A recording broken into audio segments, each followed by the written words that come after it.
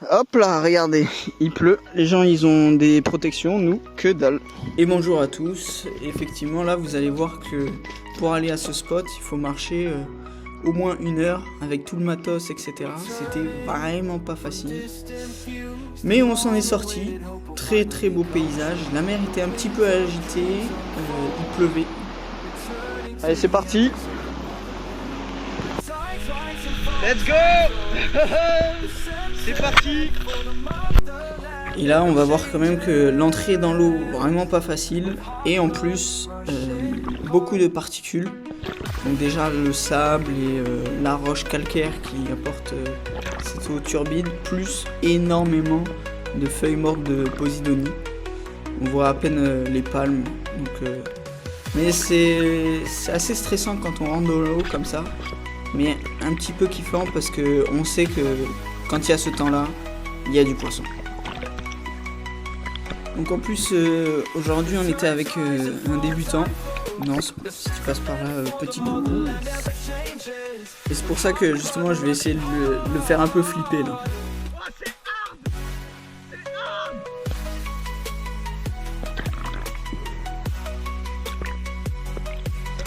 Là en fait dans la main je tiens le plomb de ma bouée que j'essaye d'avancer, qu'on voit presque pas. Mais au fur et à mesure que l'on avance, on voit un petit peu quand même que l'eau se clarifie un petit peu. Et en fait c'était très sale que à la surface et dès qu'on faisait une petite apnée, c'était beaucoup plus chill, là on le voit déjà. Donc là toutes les vidéos que vous allez voir c'est 99% les miennes et 1% de Nance, mais tout le même jour. Donc là je fais une première petite apnée juste pour voir s'il y a un peu de poisson, etc. On voit les castagnols, la manche, des labres qui vont passer. Je vais en tirer un durant cette chasse, un beau labre, je serai content du tir. Là on voit Nance, donc le débutant entre guillemets, il cherche un petit peu, et là je me dis, qu'est-ce qu'il fait? Il tourne sur lui-même, il vise un poisson, il fait quoi? Donc voilà, ça faisait déjà un petit bout de temps qu'il était dans l'eau, donc j'étais content de son apnée. Ça va, t'as une bonne apnée hein. Et là ce qui est un peu drôle c'est qu'en fait on a son point de vue. Donc on va voir pourquoi il est descendu là et qu'est-ce qu'il cherche. Et en fait, comme vous, peut-être d'entre vous se sont fait avoir, mais il a cru que c'était un poulpe depuis la surface. Donc c'était juste une corde. Et après, je sais pas trop ce qu'il fait. Et en fait, on s'est rendu compte que il visait aucun poisson, il tournait. Je sais pas trop. Donc voilà. Bon, on repart sur une vidéo de moi. Alors, il faut savoir que je n'avais jamais tiré de dorade de ma vie. Donc là, je vois un petit banc, entre guillemets, il y en a 4-5 qui passent. Je me dis, elles sont à peu près maillées. Donc je me dis, c'est mon nouveau fusil là, donc j'étais en train de l'essayer, j'étais vraiment content. Je descends, je regarde la plus grosse, qui sont quand même pas très grosses, mais voilà, je vise, pouf. Et tir net dans la tête, elle est morte direct. Donc ça c'est très cool comme tir. Voilà. Je la récupère. Effectivement elle fera je crois 22 ou 23 cm. Donc en fait c'est quand même plus petit que ce que je pensais. Mais voilà, je voulais aussi vous montrer des loupés, parce que ça arrive. Et après j'ai essayé de la remettre à la bouée, mais ma bouée était un tout petit peu loin. Et sur le chemin, en plus en dessous, je vois des rougets. Donc je mets la dorade dans ma combinaison, je réarme vite le fusil et je descends pour essayer de tirer un rouget qui fait environ 24 cm, 23-24 cm. Je me cale, je le rappelle et je tire. Tir très correct, en plein milieu du corps. Normalement il devrait pas se décrocher, donc j'ai quand même connu trop de rougets qui se décrochent, donc je l'attrape de toutes mes forces et j'arrache un peu de posidonie, mais bon, au moins le rouget il y est. Je vous ai mis le petit ralenti. J'ai filmé un petit peu bas, mais bon, c'est pas très grave. Du coup ce jour-là on était 3 avec Julien, lui il est bien plus expérimenté.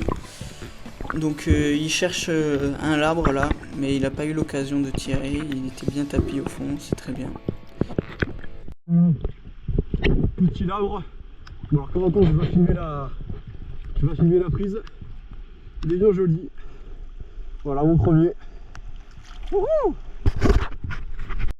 Effectivement, petit arbre de départ, très beau. Et on enchaîne avec un tir de Nance encore une fois. Il se place et le poisson, je sais pas si vous allez voir, mais première esquive, deuxième esquive. Incroyable. Bravo à ce jeune poisson. Et Nance, bravo aussi pour ce tir qui nous a bien fait rire. Effectivement, juste après, je suis allé le rejoindre. Je venais de faire donc la dorade et le rouget. Et je voulais lui montrer un petit peu. Donc j'étais vraiment content de faire ça un petit peu dans toutes les vidéos de chasse sous-marine qu'on voit, c'est ça. Maman! Putain, j'ai stylé. Ouais, un peu. Ouais, un peu. Mais frère, Et le rouget? c'est ma première. Et la rouget, il est beau. Oui, joli. Ensuite, comme je vous ai dit, là je vois un arbre en train de remonter sur la roche. Je vais me placer, très simple, et tirer. Très beau tir. Je l'ai pas séché net, mais le tir est sécurisé. Parfait. C'est effectivement du coup un crinilabre pan. Je vous ai mis le tir au ralenti.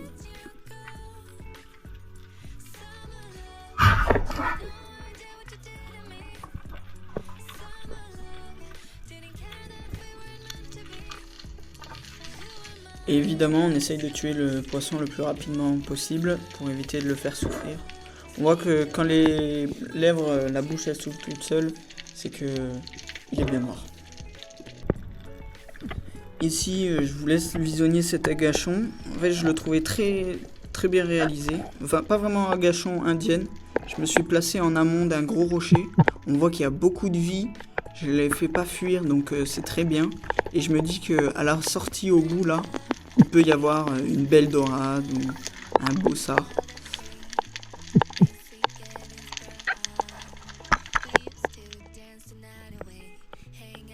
J'essaye d'appeler le poisson en faisant les bruits de gorge et en frottant la crosse du fusil contre la roche. Je continue à avancer tout doucement sans faire de bruit. Ça marche vu que les castagneaux ils bougent pas trop et là... Et pas de poisson, j'avais plus d'air, il fallait que j'avance et... C'est dommage. Mais l'action, je la trouvais plutôt bien réalisée. Donc on voit qu'il pleut encore. Les conditions là, vous allez voir quand je vais ressortir de l'eau de cette apnée, ça va être très mouvementé. Donc ici, encore une fois, je me suis dit, même chose, j'avance derrière les rochers et en face, je vais peut-être avoir un beau poisson.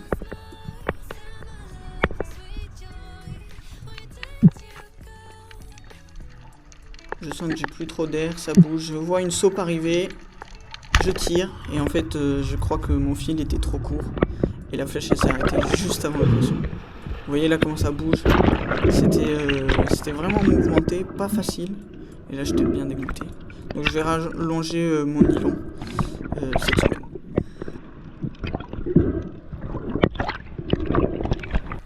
Et comme d'habitude je vous mets un petit ralenti de ce tir.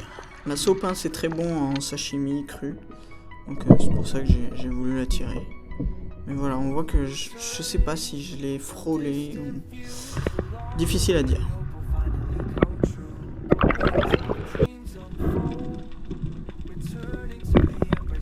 Et là, j'essaye de me rattraper. Je vois de nouveau un sard à trous, donc j'y vais, je regarde.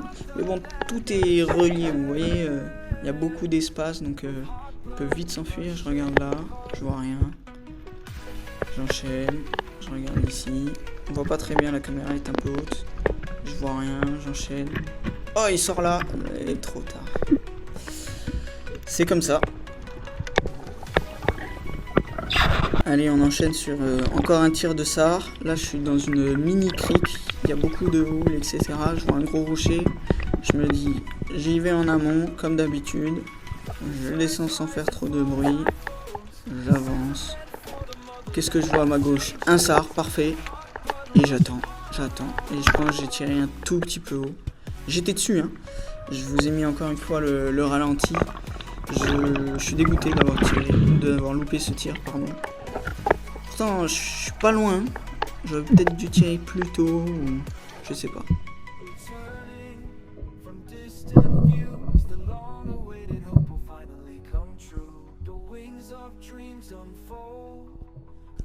Encore une fois, vous allez voir qu'il y a beaucoup de houle. Et en plus, j'ai pas la vidéo, mais pendant que je fais un agachant, j'ai trouvé un mousqueton d'escalade, on le voit dans ma main là. Parce qu'il y a beaucoup de gens qui font de l'escalade au-dessus sur les falaises, et il a dû le faire tomber bêtement.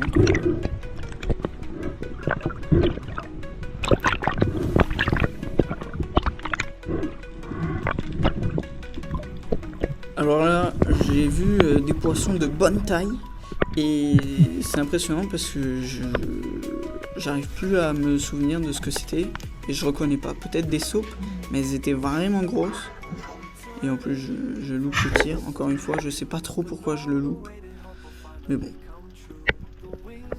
En plus, ma flèche, elle s'accroche au fond et on voit bien que mon moulinet fonctionne, donc j'étais content. Voilà.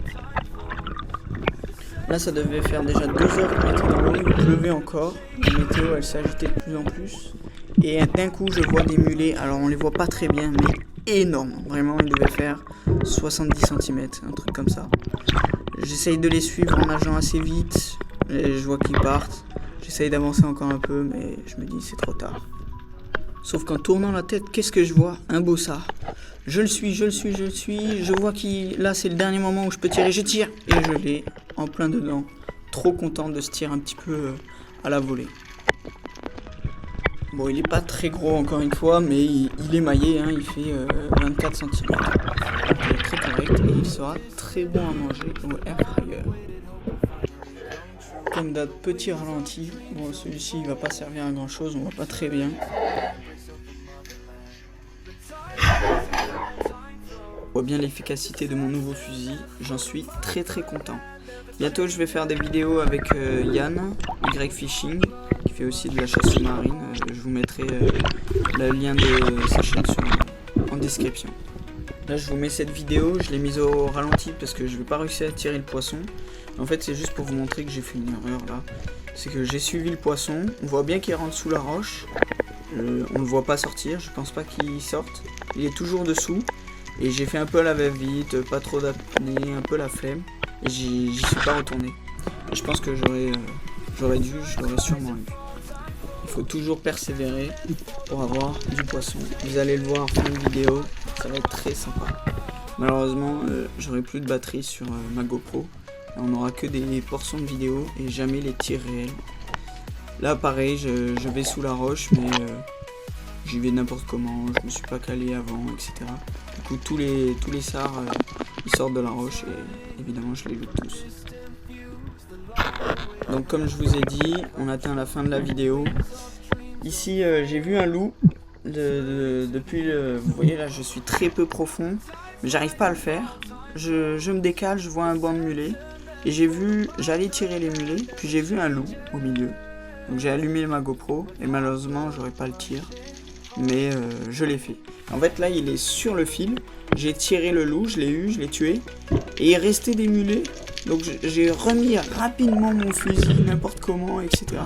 Et j'ai refait un mulet dans la foulée. Ce qui fait que sur le fil j'avais le loup et le mulet. Donc j'étais très content. Ça faisait 1 an et demi que j'avais pas fait de loup. Celui-ci faisait 34 cm et le mulet 34 ou 35. Donc voilà. Et là j'ai encore enchaîné sur un autre mulet et pareil, j'ai pas réussi à avoir le tir que la fin. Mais voilà, donc ce fusil est exceptionnel, je suis trop content de l'avoir acheté. De la pêche, ce petit serrant, un petit labre. Là-bas moi j'ai 2 labres. Tom il a vidé la mer, malheureusement. Il y a quoi? Il y a 2 mulets, il y a une dorade, il y a un rouget, il y a un sard. Pas mal hein? Voilà la chasse, monstre, avec des petits poissons là-bas aussi. Et ouais, donc très sympa. Et en plus, sur la remontée, on a eu une petite surprise. Fin de la plongée, regardez. Petite perdrix. Il y en a une deuxième normalement. Regardez, juste là. Magnifique. Et voilà, je vous laisse sur ces petites images. Merci beaucoup d'avoir regardé cette vidéo. Bientôt, ce sera de nouvelles vidéos avec des très beaux agachons que je vous réserve. J'espère que ça vous a plu. N'hésitez pas à vous abonner, à lâcher un petit pouce bleu, à commenter et on se retrouve sur une prochaine vidéo. Merci à tous.